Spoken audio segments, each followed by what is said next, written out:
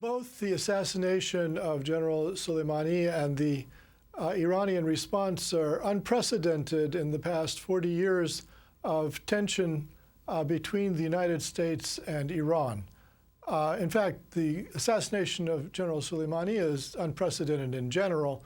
I lived through the Cold War, and never do I remember the United States assassinating a Soviet general. The two countries were involved in very serious proxy wars and great tensions, but it never went to the point where they would just murder each other's high officials. So this is, I think, something that would only be done by an extremely erratic person such as Donald Trump. This is not a normal piece of statecraft. And that it would elicit an enormous response from Iran was predictable. The response that came, however, did surprise me because Iran has not tended to act in a direct and open fashion against its enemies. In recent years, it has tended to have a certain degree of deniability in anything that it did.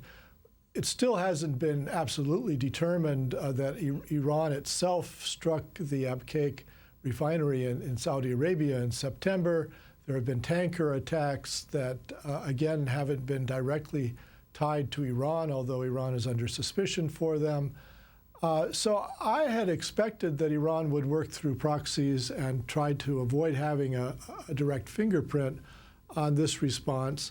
That they fired missiles at bases where U.S. personnel were present, even though they appear to have gone out of their way to avoid any casualties, either Iraqi or American, at least symbolically takes this conflict between the two countries to a much higher level. It's spiraling, it's escalating in very worrisome ways.